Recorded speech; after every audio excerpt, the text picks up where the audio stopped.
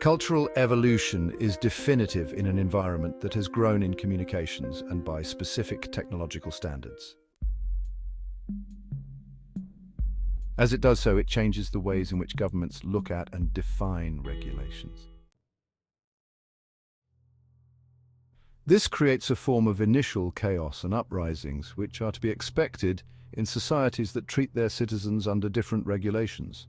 Actionable behaviors, habits, regulations, or cultural aspects will eventually define specific global standards. Take two groups. Group A is one culture living under specific rules, while Group B is living under other rules. Now, to Group A, it is perfectly normal to have slaves, for example. Group B has lived free and has already gained an understanding of the value of equality. Group A and Group B meet each other for the first time. The citizens in Group A see the citizens in Group B with their freedoms as well as their negative attributes. Now, Group A citizens want to be free as well. Group A also starts picking up the negatives of Group B. Group B sees the rules in Group A and says, well, we want slaves as well. Why are we not getting the cheap labor? Group B also starts picking up the bad habits from Group A. After a bit of time, uprisings occur. Now, Group B and Group A have a lot of balancing and juggling to do to try and make sense of their once defined culture and government. Finding a balance. For example, food. Many people from many nations like food. Some love other cultures' recipes. This is a healthy, good balance, not an extreme. As growth occurs, the more types of food choices, the greater the spice of life. This is a good and proper balance that is healthy for all, depending on the calories, so to speak. Now let's look at some of the more extremes. Slavery, lack of freedom versus freedom. Both Group A and Group B need to find a balance. To do this, we must determine if what Group A or Group B is fighting for is a good thing or not. Obviously, slavery is bad, so freeing up society in Group A is essential. The obvious choices in the future that will define a country are not in staying stuck in old ways, but in learning and growing together in a healthy manner. Now, Group A and Group B will always have conflict until a proper balance is found, or until someone from Group B overthrows Group A, or someone from Group A overthrows Group B. But regardless of who overthrows whom, the citizens from Group B will always know of Group A, and the citizens from Group A will always know of Group B. Until the balance is made, if one wins, that one will always have complications and problems.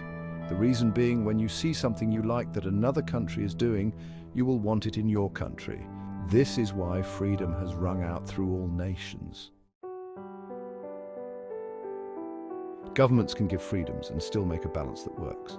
Right now, a balance needs to be found in order to gain a positive outcome. Otherwise, there will always be civil unrest. Now, to address another issue. We find unhealthy attributes, such as schools teaching things that should never be even near an educational system. These things should not be allowed, and this mainly comes down to government regulations and political bias.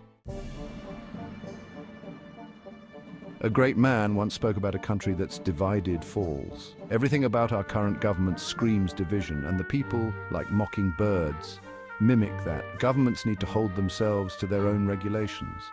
And they need not warp regulations and agendas based off of, oh, you're this side, so we don't want this bill, or oh, you're that side, we don't want your bill. Both pencil whip the paperwork and nothing gets accomplished. Both need to be in unison with the most important aspect of what they are there to do. Pass systems and regulations that are beneficial, not do harm. So many times I've witnessed healthcare systems come and go, but instead of redefining them by removing the bad parts and adding good parts, they completely do away with the system. This makes it so that entire works are just thrown out and they restart and spend your money on all new stuff. This can be vastly expensive and can continue on a path that costs far more than it should.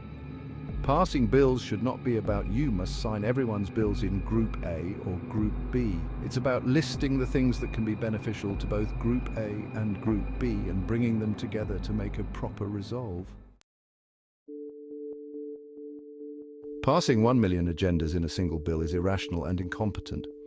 Work with singular agendas or under a specific amount so that resolves for passing Each can be quickly debated and passed or failed.